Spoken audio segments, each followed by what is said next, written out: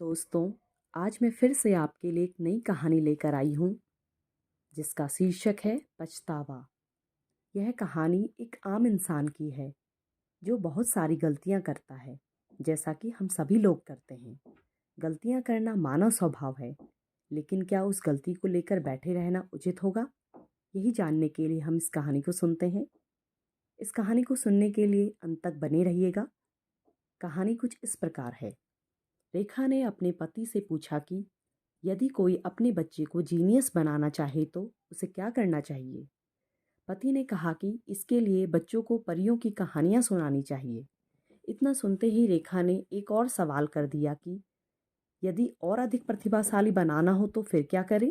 अब पतिदेव ने हंसते हुए कहा कि फिर तो ऐसे बच्चों को और अधिक परियों की कहानियां सुनानी चाहिए। रेखा ने कहा कि मुझे चाहे कितनी ही कहानियां क्यों न सुनानी पड़े, मैं तो अपने बेटे को सबसे बड़ा जीनियस बनाऊंगी। इन दोनों की बातें सुनते सुनते इनके बेटे गप्पू ने मम्मी से कहा कि मुझे जीनियस बाद में बना लेना, पहले मुझे पतंग लेकर दो। सारे मोहल्ले के बच्चे आज सुबह से ही पतंग उड़ा रहे हैं, मुझे भी अभी पतंग उड़ानी है। कई बार समझाने पर जब गप्पू नहीं माना तो रेखा ने उसे पतंग तो ले दी, परंतु साथ ही यह चेतावनी दे डाली कि पतंग उड़ाने के लिए छत पर नहीं जाओगे। कुछ ही देर बाद गप्पू अपनी माँ को किया हुआ वादा भूलकर अपने दोस्तों के साथ घर की छत पर पतंग उड़ाने में मस्त हो गया। घर में जब खाना तैयार हो गया तो रेखा ने गप्पू को ढूंढते हुए आवाज लगाना शुरू किया कि घर आकर खाना खा लो। जब इधर उधर देखने पर गप्पू कहीं दिखाई नहीं दिया तो रेखा ने उसे गली में देखना शुरू कर दिया। गली में आते ही रेखा की नज़र छत की ओर गई, जहां गप्पू अपने दोस्तों के साथ पतंग उड़ा रहा था। रेखा ने बिना आव ताव देखे गप्पू पर गुस्सा करना शुरू कर दिया।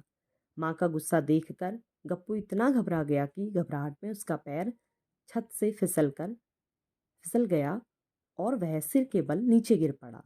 कुछ ही क्षणों में अड़ोस पड़ोस वालों की मदद से गप्पू को अस्पताल में दाखिल करवा दिया गया। थोड़ी देर रुकने के बाद सभी पड़ोसी एक एक करके वहां से चले गए। अब गप्पू की माँ रेखा अपने पति के साथ अस्पताल के कमरे के बाहर परेशानी की हालत में असहाय सी बैठी थी। रेखा बार बार गप्पू के छत से गिरने का दृश्य याद करके एक ही बात दोहराई जा रही थी कि किसी तरह मेरे बच्चे को बचा लो। गप्पू के पिता के कई बार समझाने पर भी रेखा अपने आंसुओं पर काबू नहीं रख पा रही थी।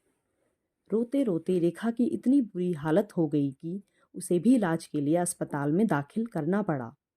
जब गप्पू के पिता ने डॉक्टर से बात की तो उन्होंने बताया कि बच्चे को गिरता देखकर आपकी पत्नी को इतना सदमा लगा है कि उसे लगा कि वो इसे बर्दाश्त नहीं कर पा रही। कुछ दिन इलाज करने पर गप्पू तो काफ़ी हद तक ठीक हो गया, लेकिन रेखा की हालत में कोई सुधार नहीं हो रहा था। रेखा का इलाज कर रहे डॉक्टर ने उसके पति से कहा कि यदि आप कहें तो मैं किसी मनोवैज्ञानिक को बुला देता हूँ। रेखा के पति ने कहा कि आपको क्या लगता है कि मेरी पत्नी पागल हो गई है? इस पर डॉक्टर साहब ने कहा, ऐसी बात नहीं है। मनोविज्ञान एक ऐसा विज्ञान है जो किसी भी प्राणी के चिंतन, भाव, व्यवहार और मानसिक प्रक्रियाओं का अध्ययन करता है। इसका उद्देश्य चेतनावस्था की प्रक्रिया का विश्लेषण करके बीमारी या उससे जुड़ी परेशानी का हल ढूंढना होता है। कुछ दिन इलाज करने पर मनोवैज्ञानिकों ने यह पाया कि जब रेखा छोटी थी तो उस समय एक चिड़िया ने इनके घर में पंखे और छत के बीच एक घोंसला बना दिया था। कुछ ही दिनों में उस चिड़िया ने उसमें अंडे दे दिए। रेखा हर रोज उन अंडे को बहुत ध्यान से देखती थी और इसी के साथ उसने अपने सभी घर वालों से कहा कि कोई भी मेरे कमरे का पंखा नहीं चलाएगा। परंतु एक दिन अचानक जब बहुत गर्मी में रेखा बाहर से आई तो गलती से खुद ही पंखा चला दिया। पंखा चलते ही अगले क्षण चिड़िया का घोंसला और उसमें पड़े हुए सभी अंडे नीचे गिरकर टूट गए। अब अपने बेटे को नीचे गिरता देख रेखा की आंखों में दहशत भरा वही नजारा सामने आ गया। रेखा के पति ने कहा कि अब इस समस्या का हल क्या है। डॉक्टरों ने बताया कि किसी भी परेशानी या उलझन के बारे में जितना सोचा जाए वो उतना ही परेशान करती है और दिमागी रूप से इंसान को कमजोर भी कर देती है। हमारे जीवन में जो कुछ भी होता है वो सब परमात्मा की मर्जी से ही होता है। हमारे साथ जो कोई सुखद या दुखद घटना घटती है, वो परमात्मा की इच्छा से ही होती है। हमारे लाख चाहने पर भी हमारी मर्जी मुताबिक कुछ नहीं हो पाता। इसलिए हमें सिर्फ अपना कर्म करते रहना चाहिए। अपनी सभी चिंता यदि ऊपर वाले के भरोसे छोड़ दी जाए तो हम काफ़ी हद तक चिंता मुक्त रह सकते हैं। इन बातों को ध्यान में रखते हुए हमें प्रभु के हर निर्णय को खुशी खुशी स्वीकार करना चाहिए।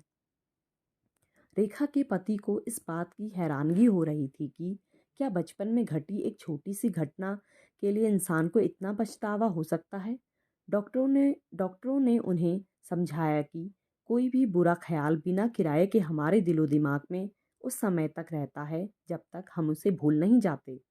जीवन में जो कुछ भी छूट गया है उस पर गहराई से विचार करें, परंतु उसका प्रभाव अपने मन पर कभी न पड़ने दें।